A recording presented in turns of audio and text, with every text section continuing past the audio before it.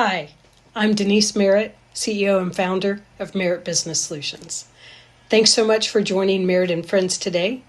We hope you find the topic helpful, and if you don't mind, stay after and we'll share how Merritt Business Solutions may help your business. Thanks and enjoy. Hello, everyone, and welcome to Merritt and Friends. My name is Mandy Waters. I am joined today by Pete Sackle. He is a business coach. His passion is to help business owners go from a job owner to an actual business owner. I'll let Pete explain some of his story. Hi, Pete. Hi, Manny. Yeah, it's great to be here with you today. Yeah, you were talking a little bit about kind of my background and everything, and yeah, when I was about 2 years old, my parents bought a liquor store up in New York State, and they had that store for about 30 years. So I literally grew up in a small business. Spent a lot of time in the stock room in the back. Christmas Eve was like our biggest time of the year, so many Christmas Eves back in the store there. So I saw firsthand the pride of business ownership, but also the struggles that my parents went through, and my parents, they did a great job. I mean, having a business for 30 years is no small feat. My brothers and I, we never went hungry. We always had everything that we could ask for. Nothing fancy, but so they did okay. But I think they always wanted to kind of get to that next level. And you mentioned that the difference between owning a job and owning a business. And I think that's something that a lot of business owners, we need to look at to say, do I really own a business, or did I just create a job for myself? And really the best way, the test of that is to ask the question, if I left the business tomorrow, would there be any value in the business? And that's what I do. Like, I like to focus on with the business coaching is to help, business owners who want to, not everybody wants to, but, kind of get to that next level to really build a business, to build an organization, and not just owning a job, but owning a business, like you said in the beginning. Oh, well, and that's so important nowadays. But that brings us to the topic. We, and within 2 weeks, we are at the end of the year. Hard to believe. I know. Tell me about it and how fast this year has gone. Yeah. But as a person, for a personal aspect, everyone gets like, all right, what kind of resolutions am I going to do? What's this next year going to come? I do believe that the same has to be done for every business. So as a business coach, what are some ideas or what are some things that businesses should be looking at right now? Yeah, it's a great. I mean, like you say, everybody does it personally. You start looking at it. You kind of like you reflect on the past year, and then set your goals and your, like you say, your resolutions and everything for the new year. And like you said, same thing with the business. So just a real general checklist. I look at it. The rule of three. It's reconcile, review, and plan. And just kind of walking through this. I mean, the reconcile. Just obviously at this point. You want to make sure that all records are up to date, in all that. I mean, you can see on the screen here what we're talking about there. And again, it's just kind of closing everything out, just like balancing your checkbook at home. And just, I guess, one caveat too before all that. I mean, not everybody is on a, your fiscal year. Sometimes it's not the same as a calendar year, but for the most part, it's a great time to make sure everything is up to date and ready to go for the next year. Definitely. Sounds great. Once you get all that done. Yeah. So the next thing you really want to do, which is really, really important, is to kind of stop and look at the year that just, you just concluded. So to review, to understand, you want to look at all your financial reports again and just, work with your CPA to create that tax plan to make sure that, if there's any kind of strategies you're going to do, this is the time now to start looking at that and putting things in place. But you also want to review the overall performance of the business. So the financial reports are obviously very important, but you also want to look at, like, what kind of goals did you set for the year? Did you hit those goals? Did things need to be adjusted? What worked, what didn't? Team performance. If you do have a team, how did they perform throughout the year? And don't forget to include yourself in that as well. to look at, and you might want to do like a kind of a 360-degree review type of thing where you're asking your team members, what they needed from you. Did you offer the right support and everything for them throughout the year? So it's just, again, just a really good time to review, to understand exactly what happened in your business. And it's like everything. We all get very busy, especially at the end of the year with the holidays and everything. We're spending time with the family, but you really do want to stop and review to really understand what happened in your business this past year. Oh, and that is so very important. Um, However, I know for myself, there are times where like I start off every January where I got big goals, I got big things to do.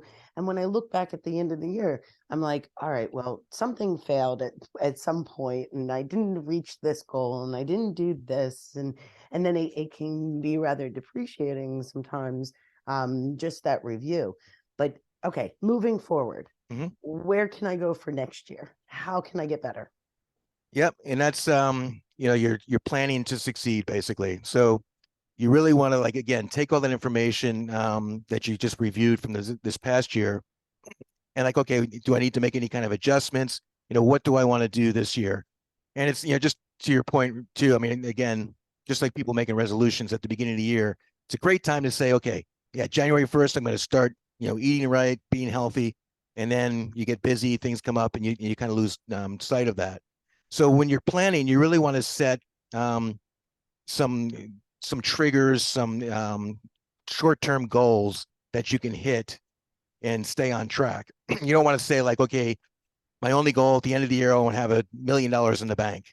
Well, it's like that's kind of daunting. And then how do you make sure you're on track and everything? So you do want to plan big. I always say, like, you got to plan and have that vision of where you want to be, but then you want to execute small. So you want to make, you know, again, cut it up in bite-sized pieces where you've got this big goal for the year, but now you're cutting it down into like a quarter, a month, a week, where you're like, you're on track. Like every week you can review and make sure that you're on track to do what you set out to do at the beginning of the year. That makes sense. I need to add that into my personal life. Yeah, I mean, and again, it just goes back to that whole plan big and execute small thing, because you do, especially as the business owner, if you're, and especially if you have a team that they're looking to you for the vision, what is this company going to become, you know, so that's got to be pretty audacious, but that could be very daunting when you start looking at that and say, okay, how do we get there? And again, it's just cutting that down into smaller pieces. Mhm. And then you give everybody, their roles and everything in that. So it's much more manageable when you look at it in smaller pieces like that. Oh, definitely. I also see building a budget. Now, I know that sometimes it's not just cutting costs. Sometimes it's investing it into Hmm. something else. Right. Yeah, it really depends on where you are in your business and where you want to take it. If you want to grow, if you're looking to sell, it's like a different, setup for the year than if you're looking to expand. And it's all kinds of things that you do with costs and everything in that sense. Are you looking at going into a different market? It's really just about what is it you want to become, and what do you want your business to become by the end of the year. So yeah, there's all different kinds of ways to different strategies for different goals. And again, that's what I help clients with. It's just kind of like, plan those things out. I act as a sounding board. We can plan things out. Then I, help you stay focused, and then hold you accountable to those things as well. But yeah, there's many ways to again, just kind of based on where you want to take the business. Um, you may want to spend 6 months just really getting really good on profitability. You've got enough in the pipeline for new clients and everything. Let's just get really profitable, and then everything we build on top of that is going to be that much more efficient. So I mean, that's a strategy. You might want to, like, maybe new customer acquisition is an important thing for the first part of the year. Mhm. So that's why you really want to know going into the year what your plan is. It's just like a football team. You got to have a playbook and a plan for how you're going to play the other team based on all the information that you have. So it's just really important. And I think, again, I can't stress enough. I think a lot of business owners, we get caught up in the day to day and in the very busy, part of our businesses that it's sometimes, we fail to plan. And then, of Now course, write it all down and yes. commit. You had made the comment about it being accountable to it. And I saw write it all down, and it just brought me right back to, all right, well, I can only do what I can do, but I need to be able to hold myself accountable to it.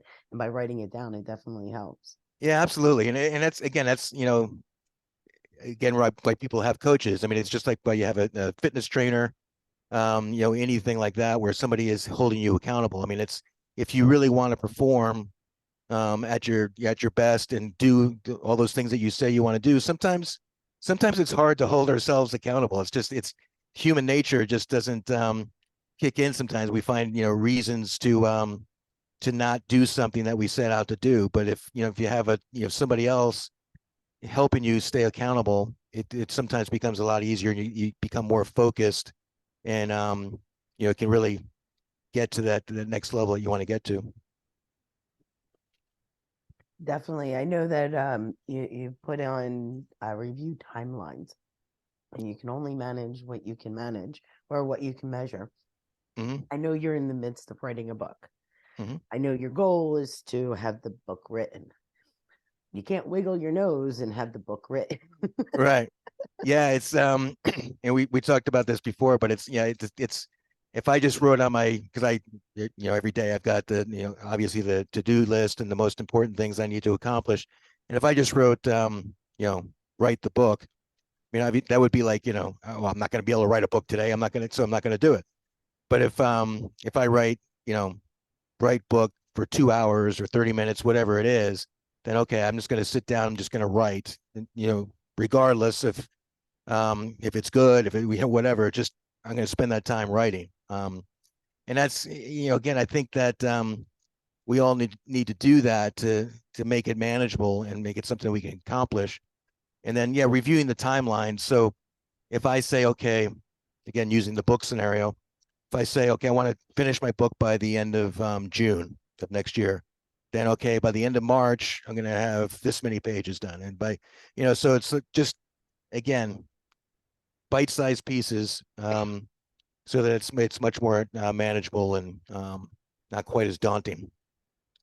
By the way, it'll be my second book, Mandy. Oh, yes. No, Anybody that's interested can download a free copy of my first book that's great. at my website. I will also have it up on the post. Excellent.